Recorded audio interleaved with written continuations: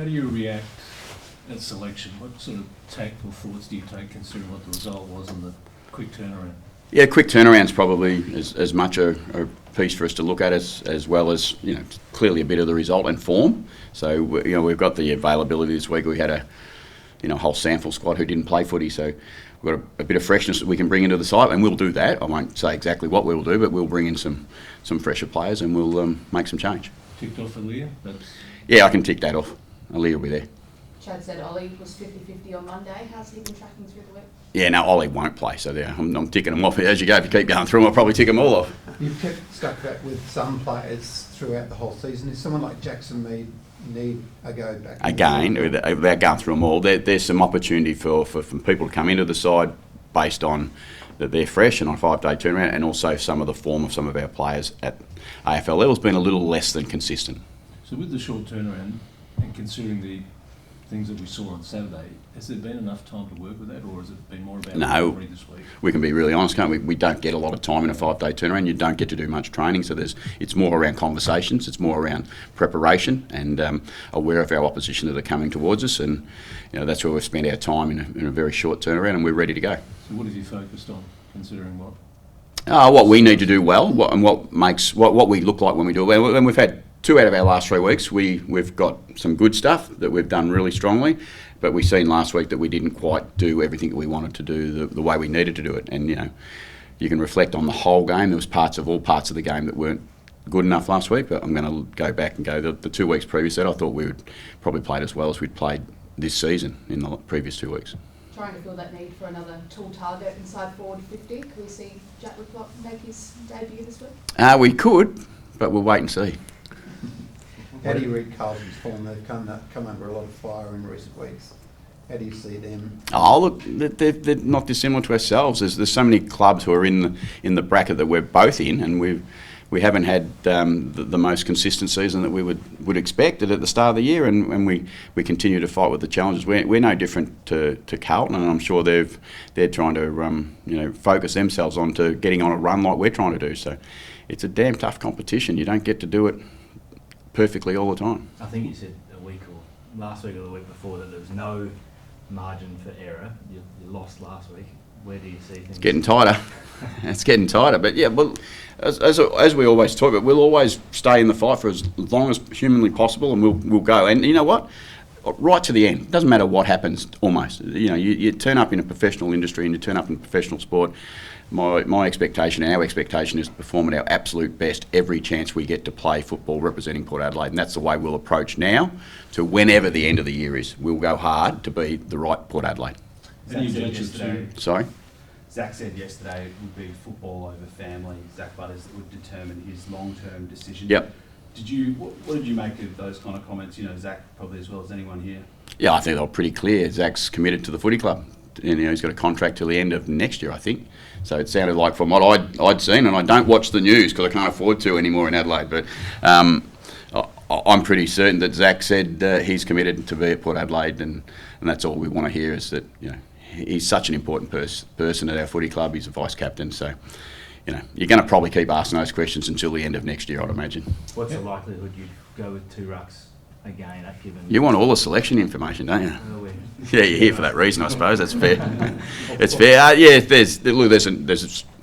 there's more likely than not likely. There you go.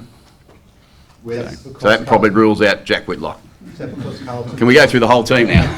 Is that because Carlton last week at least had 2 rucks, so you might go like for like?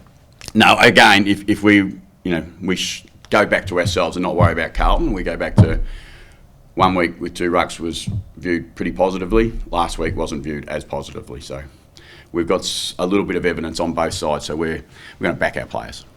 I know you don't want to go through everyone, but where's Trav out the last couple of months? Obviously, he's been sick the last couple of weeks, so going to understand. But where's he at in terms of he's fresh, playing his best? He's very fresh.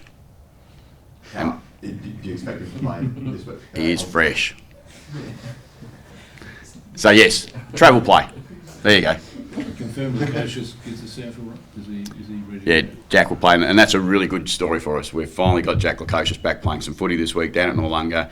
All things being equal, if he progresses the way he should down there, I would love to think he'll be coming to Brisbane the week after. you feel some sympathy for Michael Voss and the heat he's under, which you felt before? Yeah, I have. No, Michael knows. Michael knows what the industry's like. I wouldn't be telling Michael anything more than he knows. And we both know, and everyone who's in this game knows that you have your time where you've just got to stand up and you just got to do your job. And it's hard not to get distracted, but you can't let that happen. And Michael's a high quality person who will lead his club well. One of the things that we touched on post game the other day was free kick differential. I think it last in the competition or thereabouts. Have you put your finger on why that is? No, not really, but it's just the way it rolls. Sometimes it goes against you, and unfortunately for us, we try to get after the opposition quite aggressively, and most teams probably do. Maybe we just need to tidy up on some of our approaches to some of them, because some of the free kicks are, they're typically holding the man or holding the ball. So we've at least got some narrow focus on a couple of areas that we need to be better at. Have you got much feedback from the players as to where that inconsistency week to week is coming from their point of view? No, not really. I mean, that's probably not so much their job other than to help us and work through it. I mean, it's a combination of coaching and playing that has to happen well. They get disappointed in some of the inconsistencies as well. But what I could always say about my football club and my football players is that they turn up every week with the right attitude to try and make sure that that's not the case. And it doesn't always work out perfectly for them, but I love their effort. Coming into the year, I think most outsiders would have examined your list. They would have seen your midfield as probably your area of most depth. Would it probably been the area that's struggled most week to week? Yeah, well, it's been hit around a bit at different times. We had Butters out for the first 4 weeks. We had Horn Francis out for 4 weeks. We've now got Wines out of there. We've had a few things not perfect for us. So, our midfield is clearly still a great strength of ours and one that we really are positive around. But they probably haven't performed as consistently at the level that they would like. So Ken, on that big picture, where do you think the depth is at this club? Where's the depth? It's been tested, so how do you think your depth chart reads? Is it as good as it should be, or do you need to...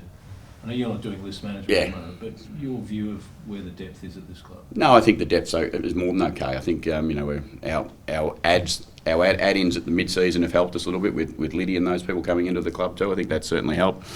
It's a hard competition to have 45 great players all ready to play AFL football at any one time, and then when you put injuries into the mix, it can be a bit challenging for every club at different stages. But I think as much as anything, you want a healthy squad, and a healthy squad you'll get good depth. If you don't have a healthy squad, you're probably going to struggle with some depth. What did you make of Isaac Heaney's comments post-match? About who was the I said Miles. No, look. The simple answer is Miles would have learned some stuff. I spoke to Miles about those things. Miles has been a great player for us and a really good person, and he probably had his time again. He might not go exactly the way he went, but look, it's such great learning for a young player. I just don't think there's any...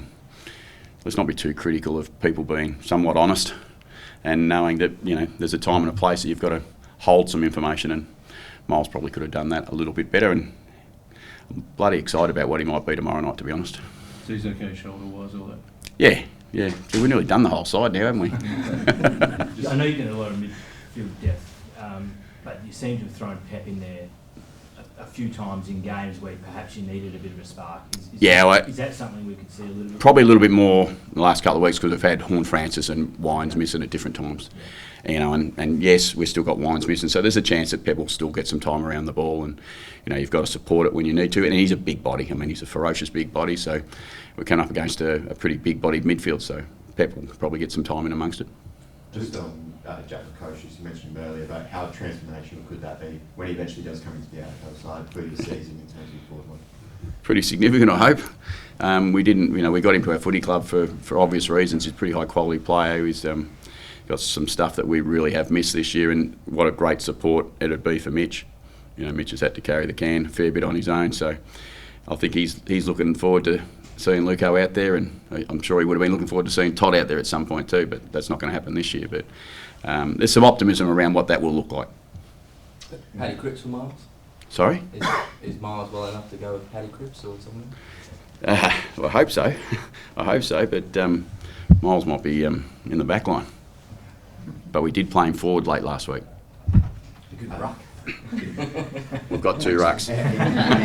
In the past 24 hours, the Jewish Council has come out against comments made on Warren Treaderay's Instagram. Oh, goodness. just wondering if you had any comment about Warren's position on the board and if that remains. No. I said last week, anyone on our footy club, staff, board, players, their personal views and their personal lives are theirs, and they're entitled to run with whatever view they have. I'm not going to support or make any other comment about that other than that's their views.